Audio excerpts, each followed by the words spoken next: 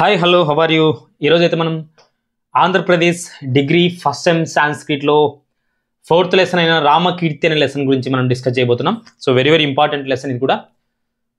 So degree first sem వాళ్ళకి almost ఈ సంవత్సరం నుంచి మొత్తం కూడా సిలబస్ మారింది కాబట్టి ఖచ్చితంగా కేర్ఫుల్గా చదవాలి. టోటల్ ఎంటైర్ బుక్ అంతా కూడా మారింది, అన్ని సబ్జెక్టులు కూడా మారాయి కాబట్టి చాలా కేర్ఫుల్గా చదవాల్సి ఉంటుంది. సో ఫస్ట్ సెమ్కి సంబంధించిన రామకీర్తి అనే లెసన్ ఎలా ఉండబోతుందో ఇప్పుడు తెలుసుకుందాం. స్కిప్ చేయకుండా చూడండి, క్లియర్గా అర్థమవుతుంది. అలాగే ఫస్ట్ టైం చూసినట్టయితే సబ్స్క్రైబ్ చేసుకోండి. స్కిప్ చేయకుండా లాస్ట్ వరకు చూస్తేనే మీకు ఈజీగా క్లియర్గా అర్థమవుతుంది, ఎగ్జామ్ కూడా బాగా రాస్తారనమాట. సో మీకు ఏదైనా డౌట్స్ ఉంటే ఖచ్చితంగా కామెంట్ బాక్స్లో తెలియజేస్తూ ఉండండి.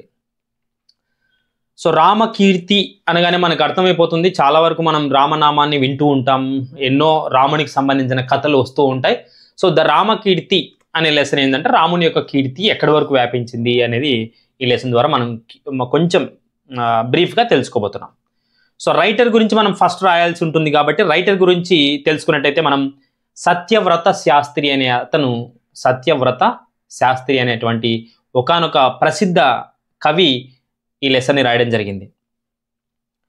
సో ఈ లెసన్ ఎలా ఉంటుంది అంటే, ఈ సత్యవ్రత శాస్త్రి గారు రామకీర్తి అనే పేరుతో ప్రసిద్ధమైన థాయిలాండ్లో ఉండేటువంటి రాముని చరిత్ర, థాయిలాండ్ గుర్తుపెట్టుకోండి, థాయిలాండ్ అని మనం వింటూ ఉంటాం కదా. సో థాయిలాండ్లో ఉండేటువంటి రామగాథను, ఆ రామకీర్తిని, ఆ రామగాథను ఎలా రాశారంటే శ్రీరామ కీర్తి అనే ఒకానొక పేరుతో, అంటే థాయిలాండ్లో ప్రజలు పూజిస్తున్నటువంటి రాముని విధానాలను ఇతను శ్రీరామ కీర్తి అనేటువంటి ఒక మహాకావ్యంగా రచించాడు. ఈ కావ్యంలో 25 సర్గలు, అంటే 25 భాగాలతో కూడింది ఈ రామాయణం. సో ఈ లెసన్ ప్రథమ సర్గ నుంచి తీసుకోబడుతుంది. ఈ శ్రీరామ కీర్తి అనేటువంటి ఒకానొక మహాకావ్యంలో మొదటి సర్గ నుంచి ఈ పాఠ్యభాగం స్వీకరించడం జరిగింది. సో భూలోకంలో ఆసియా అనేది మన భూమండలం మీద ఆసియా ఖండం అని అంటూ ఉంటాం కదా. ఈ ఆసియా ఖండంలో విశాలమైనటువంటి ద్వీపాలు చాలా ఉన్నాయి. అలాంటి ద్వీపాలలో ఒక ద్వీపమే ఈ థాయిలాండ్ అనే ఒకానొక ప్రదేశం. థాయిలాండ్ అంటేనే మనకి నీట్గా కొండలు, సముద్రాలు, మంచి ప్రదేశాలు అంతా కూడా మనకి క్లియర్గా కనపడతాయి. చాలామంది షూటింగ్ కోసం, సినిమాలు షూటింగ్ చేయడానికి థాయిలాండ్ వెళ్తూ ఉంటారు. చాలా అద్భుతమైనటువంటి గ్రీనరీ ఉంటుంది, మంచి చూడడానికి మంచి మంచి ప్లేసెస్ ఉంటాయన్నమాట. సో అలాంటి థాయిలాండ్ ఈ భూలోకంలో, ఈ ఆసియా ఖండంలో ఉందన్నమాట. అది కూడా ఒక ద్వీపంలో ఉంది, ఆగ్నేయ దిక్కులో. సో అందులో ఒకానొక రాజు పూర్వం ఉండేవాడంట. అతని పేరు భూమి బలుడు. బాగా గుర్తుపెట్టుకోవాలి, భూమి బలుడు అనేటువంటి ఒకానొక రాజు ఉండేవాడు. సో ఈ రాజు బాగా ప్రజల్ని బ్రహ్మాండంగా పరిపాలిస్తూ ఉండేవాడు.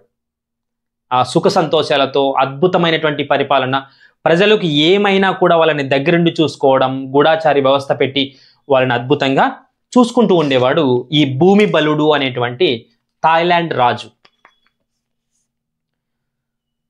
సో అక్కడ భూమి దున్నకుండానే పచ్చని పైర్లతో అద్భుతంగా ఉండేదంట. అంటే అలా విత్తనాలు వేస్తే చాలు బాగా అద్భుతంగా పెరిగిపోయేవి. రైతులు కానీ అక్కడ ఉండేటువంటి అందరూ కూడా సుఖ సంతోషాలతో ఉండేవాళ్ళు అన్నమాట. భూమి బలుడు అనేటువంటి రాజు పరిపాలిస్తున్నటువంటి రాజ్యంలో అక్కడి వాయువులు, అంటే అక్కడి గాలి చల్లగా, ఎంతో అద్భుతంగా, హాయిగా ఆ విశ్రాంతినిచ్చే విధంగా వీస్తూ ఉండేదంట. ఈ దేశంలో ఐశ్వర్యానికి, సౌందర్యానికి, విలాసానికి నిధి అయి భూమాతను ఒక కంఠాభరణంలా ఉండేది. సో ఆ రాజు ఉండబట్టి అక్కడ ఐశ్వర్యం ఉంది, అలాగే సౌందర్యం, అంటే అక్కడ ఉండేటువంటి కొండలు, ప్రాంతాలు, అక్కడ ఉండేటువంటి చెట్లు, అక్కడ ఉండే సముద్ర మార్గాలు చూసినట్టయితే ఎంతో సౌందర్యంగా ఉండేవంట. ఒక బ్యూటిఫుల్ అందమైన అమ్మాయిని చూస్తే మనకి ఏ విధంగా మనం చాలా బాగుంది అనుకుంటామో, అలాగా ఆ ప్లేస్ ప్రతి చోట మనం చూస్తే చాలా బాగుంది అనే విధంగా ఉండేదంట. సౌందర్యం ఆ విధంగా ఉండేదంట. తర్వాత విలాసంగా ఉండేది, చాలా దూరము, చాలా అందము, ఇలా ఎక్కడికి వెళ్ళినా కూడా విలాసవంతంగా హ్యాపీగా గడిపేసేవాళ్ళు అక్కడ ఉండేటువంటి ప్రజలు. సో ఈ విధంగా విలాసవంతంగా ఉండడానికి ఒకానొక ఒక సిటీ ఉంది. దాని పేరు వచ్చేసి బ్యాంకాంగ్ అనే సిటీ ఉంది. ఆ సిటీ ఈ థాయిలాండ్ రాజధాని అనమాట. సో ఆ చుట్టుపక్కల ప్రాంతంలో ఇప్పుడు కూడా మన దేశం నుంచి, ఇండియా నుంచి బ్యాంకాంగ్ చాలామంది విహారయాత్రల కోసం, బోటింగ్ కోసం వెళ్తూ ఉంటాం మనం. సో అలా ఆ రాజ్యంలో అన్ని కూడా విలాసవంతమైనటువంటి అన్ని కూడా ఉన్నాయంట. కొన్ని సంవత్సరాల క్రితం థాయిలాండ్లో బుద్ధ యోధ్ షా, గుర్తుపెట్టుకోవాల పేరు, భూమి బలుడు అనేటువంటి పరిపాలిస్తున్నటువంటి కాలంలో ఒకానొక బుద్ధ యోధ్ షా అనేటువంటి అతను ఉండేవాడు. అతను ఈ పట్టణాన్ని నిర్మించాడు అని చెప్తూ ఉండేవాళ్ళు. థాయిలాండ్ నగరాన్ని, అంటే ఆ రాజు కన్నా ముందు అనమాట ఈయన ఉండేవాడు. రాజు కన్నా ముందు, భూమి బలుడు అనే రాజు కన్నా ముందు ఇతడు ఈ థాయిలాండ్ నగరాన్ని నిర్మించాడు అని చెప్పేసి అనుకుంటూ ఉండేవాళ్ళు. ఈ బుద్ధ యోధ్ షా అనే అతను తన వాక్కులతో, తన మాటలతో, తన గానంతో శ్రీరామ గాథను స్వయంగా తన మాటల్లో చెప్పేవాడు ప్రజలందరికీ. అలా తిరుగుతూ సంచరిస్తూ ఆ దేశంలో, థాయిలాండ్ దేశంలో తిరుగుతూ తన మాటలతో రామకీర్తిని ఎక్స్ప్లెయిన్ చేశాడంట. రామకీర్తి అనే పేరు కూడా పెట్టాడు ఇతను. రామునికి ఆ విధంగా తన మాటలతో, తన పాటలతో, తన వాక్యాలతో అతను ప్రజల్ని బాగా ఉల్లాసవంతంగా రామకీర్తితో డివోషనల్గా ఉంచేవాడంట. ఈ మనోహరమైన గాథని ప్రజలు కూడా చాలా హాయిగా వినేవాళ్ళంట. సో ప్రజలందరూ కూడా చాలా బాగుంది అని మెచ్చుకుంటూ ఉండేవాళ్ళంట. రామగాథ, రాముణ్ణి పూజిస్తూ ఉండేవాళ్ళంట. బాగా హ్యాపీగా వాళ్ళంతా ఆ పాటలు, ఆ బుద్ధ యోధ్ షా అనేటువంటి ఆ గానాన్ని వింటూ చాలా ఆనందపడేవాళ్ళంట అక్కడ ఉండేటువంటి ప్రజలు.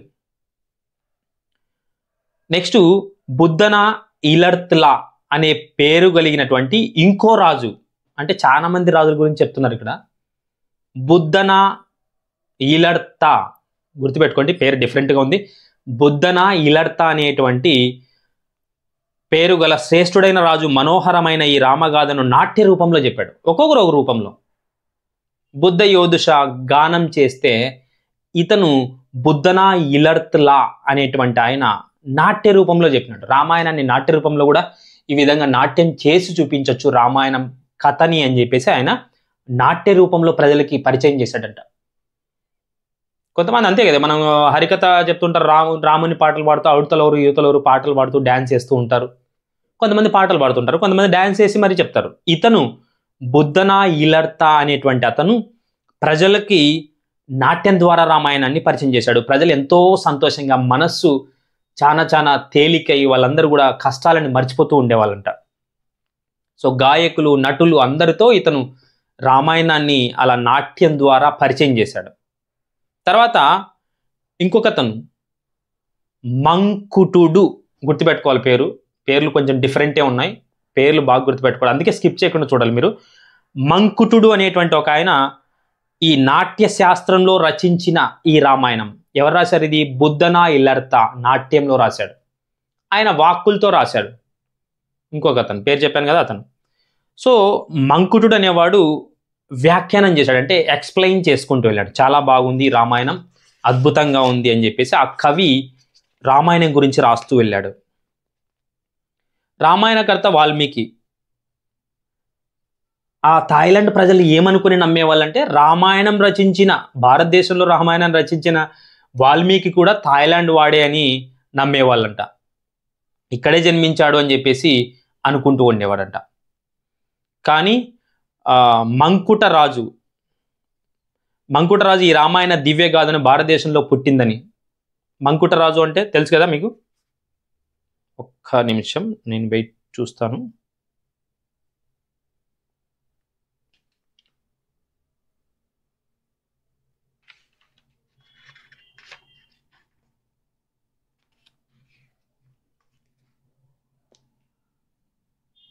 ఈ మంకుటరాజు అనే అతను ఈ రామాయణం మనది కాదు, భారతదేశంలో పుట్టింది అని చెప్పేసి ఆయన తన రచనల ద్వారా భారతదేశంలోనే పుట్టింది, మనది కాదు ఈ రామాయణం అని ఆయన తన వర్షన్లో చెప్పాడన్నమాట ప్రజలకి. మంకుటరాజు ఈ రామాయణ దివ్య గాథను భారతదేశంలోనే పుట్టిందని అక్కడ ప్రజలకు తన రచనల ద్వారా జ్ఞానబోధ చేశాడంట. సో ఇక్కడ వాల్మీకి అనే అతను ఉన్నాడు, వాళ్ళు రాసిన గ్రంథమే ఈ రామాయణం అని చెప్పేసి ఈ మంకుటరాజు అనే అతను రామాయణం మనది కాదు, భారతదేశం వాళ్ళది అని చెప్పేసి చెప్తూ ఉండేవాడంట.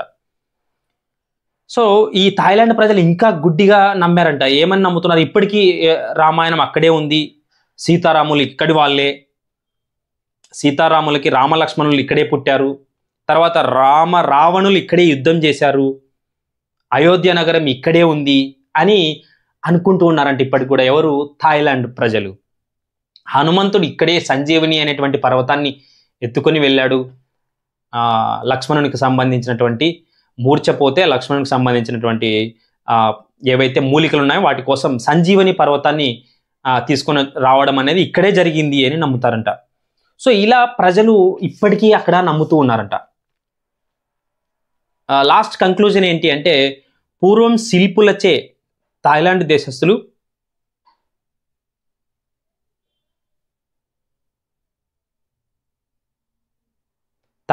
దేశస్థులు ఈ విధంగా పూర్వం శిల్పులచే చెక్కబడినటువంటి ఈ ఏవైతే రామునికి సంబంధించిన కథలు, ఇలా చిత్రపటాలు ఉన్నాయో వాటిని చూస్తూ రామ సంబంధమైన వాటిని రచించి మరి ఒక రామాయణ స్వరూపంగా ప్రసిద్ధి తెచ్చుకున్నారు. సో డిఫరెంట్ కథలు రచిస్తూ థాయిలాండ్ దేశస్థులు ఎంతో ఆనందంగా రాముని ఇప్పటికీ కూడా రకరకాలైనటువంటి రచనలు వింటూ రామునికి దగ్గరగా అనుబంధంగా థాయిలాండ్ ప్రజలు ఇప్పటికీ జీవిస్తున్నారంట. సో ఇది మనకు సంబంధించిన రామకీర్తి అనేటువంటి లెసన్. సో థాయిలాండ్ ప్రజలు చూడండి ఇప్పటికి కూడా రాముడు ఇక్కడ వాడే అని అనుకుంటున్నారు. సో రామాయణం వాల్మీకి రాసిన రామాయణం వింటే ఇండియాదే అని మనం అనుకుంటున్నాం. ఓకే, సో మొత్తానికి ఇండియా గ్రంథమే రామాయణం అని మాత్రం క్లియర్గా అర్థమవుతుంది. వాళ్ళు అలా అనుకుంటూ ఉన్నారు. సో ఇది థాయిలాండ్కి సంబంధించినటువంటి అక్కడ రామనామం ఎలా అనుకుంటున్నారు అనేది విషయం. Thank you so much for watching. 3 600.